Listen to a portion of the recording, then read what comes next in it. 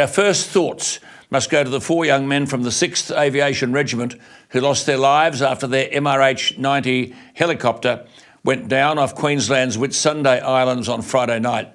These were family men. Those left behind faced nothing but grief and loss. What can be said about Defence leadership, for whom I have little time? Witness the Brereton report, the Ben Roberts-Smith issue, and the comprehensive failure of the Defence hierarchy to look after our vets when they come home. These helicopters, MRH-90 Taipans, have been plagued by repeated safety concerns, grounded 5 times since 2019.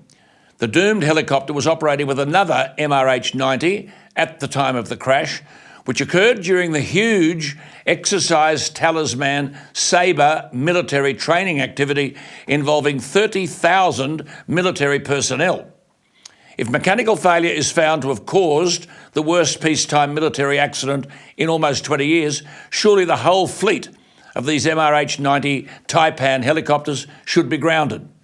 Australia bought these helicopters, designed by the European company Airbus in 2007, for use as a multi-role helicopter to eventually replace the Army's Black Hawks and the Navy's Sea Kings. Now, these helicopters are crewed by 2 pilots and 2 helicopter load masters. Now, load masters are responsible for supervising the loading and unloading of cargo and vehicles and people on a variety of aircraft. So 2 pilots, 2 load masters, and the helicopters can seat up to 18 passengers, making them ideal for transporting special forces or carrying out search and rescue operations.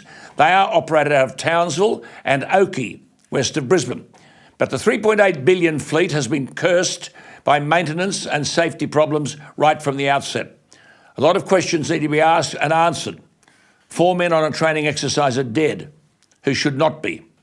Philip Thompson is the federal member for the seat of Herbert. He enlisted in the Army at 17. At 18, he was deployed to East Timor. At 20, to Afghanistan. 6 months ago, 6 months in, not 6 months ago, 6 months in, while conducting a patrol, an improvised explosive device exploded a metre in front of him. He spent several years recovering from physical and mental injuries. When he entered the federal parliament in 2019 at 31, he was the youngest member.